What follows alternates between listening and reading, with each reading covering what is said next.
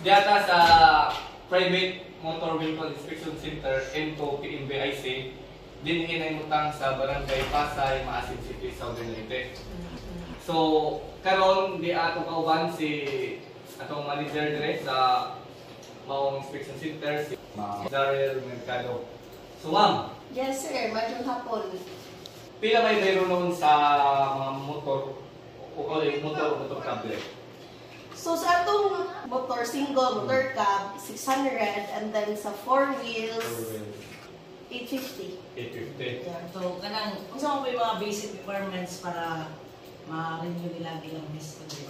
So magdara sila sa ilang OR o CR. Kung saan mo oras na mag-open din mga media? Habang mo during weekends or close mo? So operational time na to is from 8 to 12 and then 1 to 5.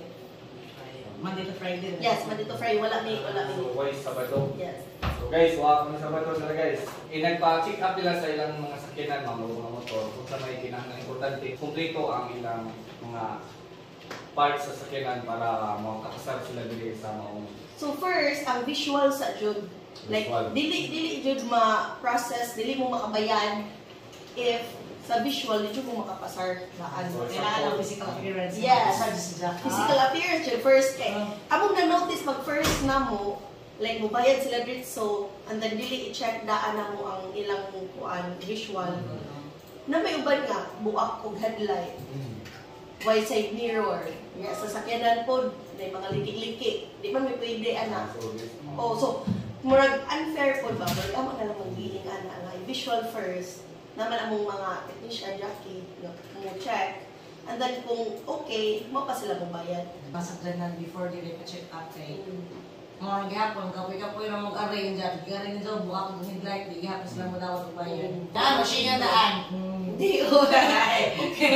Okay na may machine na basta ay working ang headlight. Okay ang headlight, may buwak-buwak. Complete ko sa dyan, nakapaludo, putres, complete na sa mirror, importante na sa dyan. Yes. So sa mga sa ilang sa mga under chassis like mga shocks no, mga shocks. Ay mahibaw-an naman na sila inig para na sa machine. Yan na naman mahibaw-an kung makapasar ba. Dili naman ni manual tanan, computerized man. Dili sa cellphone. So sa cellphone na ni guys. Controlled na sa ilang cellphone guys. So, namugoy uban ni ngan hinga. Injog ni mano-mano ning among kuan. Wa jud mi mabuhat ingan na kay kung unsay gawa sa machine dito sa computer dito sa result. Di man ni nako ma kuan ang result. Wala na yung result guys. Nagparin nyo din may ganun sa result. Yan mo na mahal-mahal na sad kay kumplito naman nanay side slip, brake test, speedometer, suspension, sound level, Suspension, Brake, brake, o speedometer. and then emission last.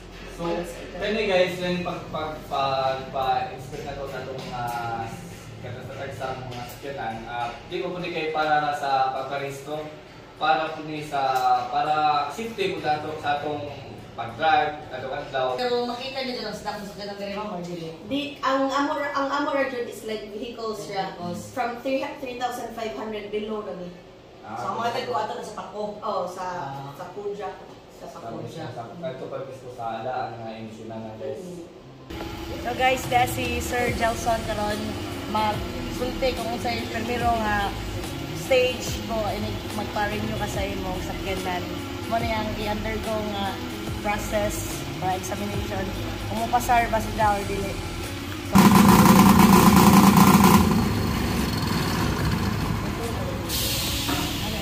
Handbrake. Whoop.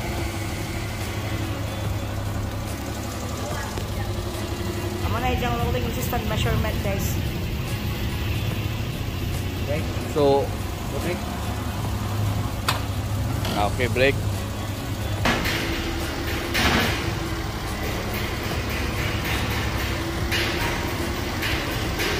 Ato lang. Ato.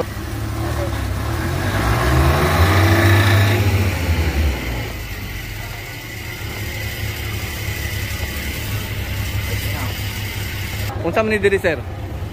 Unsa man ni diri? Sa light. Headlight. Ha?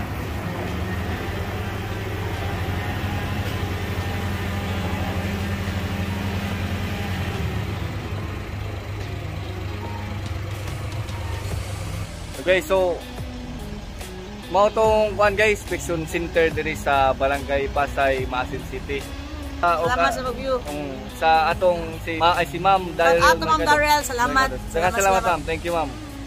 So mo to guys, follow sa among Follow sa Facebook page o subscribe sa among YouTube channel. So mo to guys, bye-bye.